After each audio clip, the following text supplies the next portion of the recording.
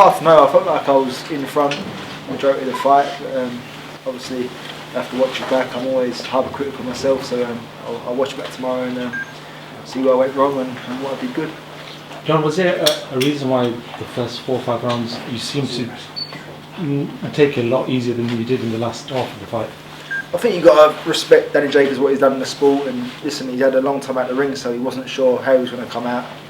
When you see what he done to Peter Quillen in the first round of their fight, so you've always got to throw caution to the wind with fights like him, tie him up, make your moves early doors and see what he's got. But I think early doors we see that his power wasn't what it probably once was, and that we could mix up him a bit and just be sensible. There was a time in the 7th round where you saw an opportunity. Was there something in your head where you thought you could actually knock him down, maybe finish him? Like I said, I was always going to throw caution to the wind with him. He's fight like Dan Jacobs. When he's hurt, that's when he's at his most dangerous, and that's when he's throwing the wild shots. So you've got to be on guard and prepared for what's coming back. John, you've had close fights before. What was that feeling like at the end, where you sort of got that? That's not quite rubber the green because you earned your victory, but you know what I mean, because you've been on the end of close fights before. It's not very good. How was that feeling like for you? It was a strange one tonight. I mean, being the hometown fighter, but on the away side of the park, which was strange. But yeah, I mean, it was great. I mean, I've not really won too many 12-round decisions, which is strange. But it was great to go in there with a great fighter like Danny Jacobs and come away victorious. John, what's next for you? Who do you want to fight next? Whoever Tony, Charlie, Eddie tell me to. Listen, we all want Canelo, but Canelo does what Canelo wants to do, and who knows who he's fighting next, whether it will be cruiserweight, light heavyweight or middleweight. So I'm not going around with it for him too much, just going to see what options come up and see what works best for us. Tony, was that the sort of game plan going into the fight where you, like you said, threw caution to the wind initially, first few rounds, and then sort of figured out what Danny Jacobs was about and then became a bit more aggressive as the fight went on? It's like John was saying, you know, we know Danny Jacobs is a big puncher. Not just a big puncher, but he's a world-class fighter. You know, when you look at his resume, you know, his losses are like to Canelo and Golovkin, and a lot of people thought he beat Golovkin, you know, so, you know, you've got to be smart in there. I thought John worked him up really well up close inside when Jacobs was trying to hold him. I thought he worked well with the short uppercuts inside and started opening him up.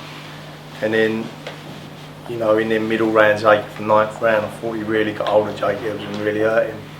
And tactically as well, because you've got to realise how smart Jacobs is once he's in there.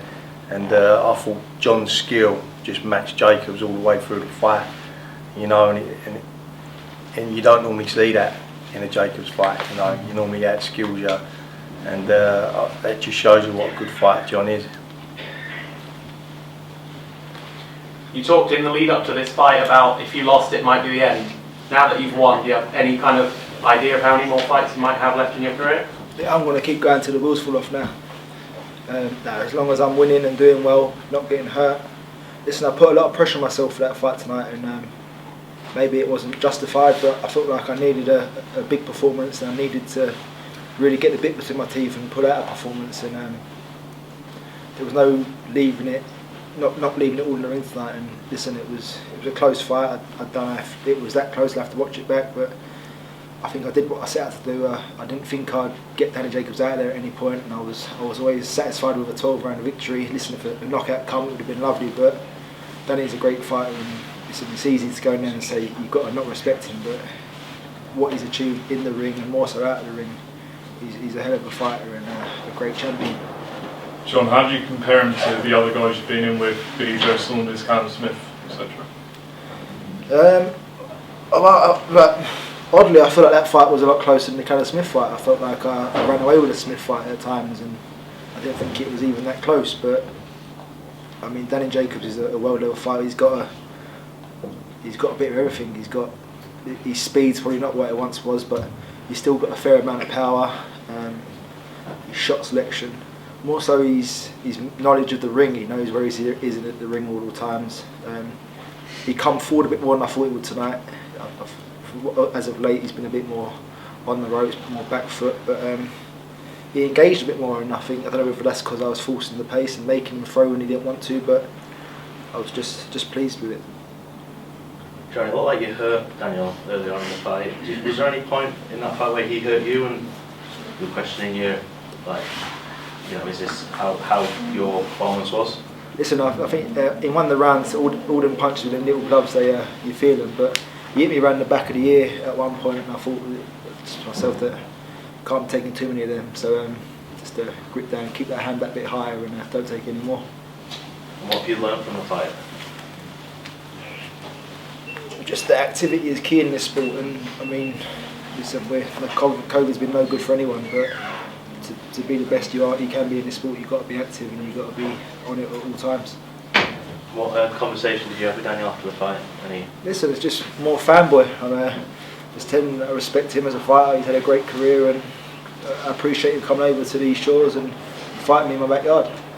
Eddie said that if Daniel lost his fight, that he'd recommend he retire. Was there any conversation with that with yourself?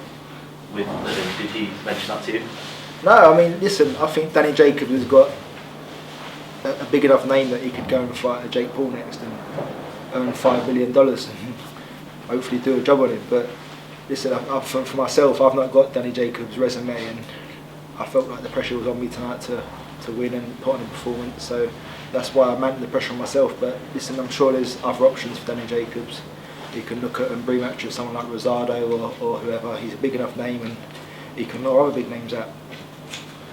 I know how gutted you were after that Callum Smith loss, which obviously you said then you thought you won it. How do you feel now? Now, a couple of years later, you won a massive fight against a big name, huge name. How do you feel right now? Listen, I feel on cloud nine. I mean, it's been a slow 2 years. I don't think I've had much time out of the gym in 2 years, have I? No. So it's been slow. It's been frustrating because 2020 was a very slow year. We was working towards dates and they kept getting moved, and I think I was meant to fight in September originally, and then ended up fighting in December, and a real lacklustre performance in Miami, and then you're desperate to get off to a good start in the start of the year, and then it wasn't until September I boxed again. So I'm blessed this year that I got out so early in the year, February. Hopefully we can get out again in the summer, and maybe even get 3 fights in this year. It'd be lovely. John, given the run of hard fights you had in the lead up to the Callum Smith fight, do you think it'd be a bit unfair if you're made to have yet another difficult fight to get another world title crack, in particular if it's someone like a Lerone Richards, who's stylistically a nightmare for anyone? Listen, that was an eliminator tonight. I'm sure there might be a final eliminator. Listen, my focus is on the WBA title. I'm not interested in fighting IBO titles. I want to fight for a proper world title against a proper champion. Any more guys? No, good. Congratulations. Thank you. Well, gents, we just went right down. Yeah. I'll talk about it a bit. John, just going to do 5 minutes of room press. Yes, ma'am. One,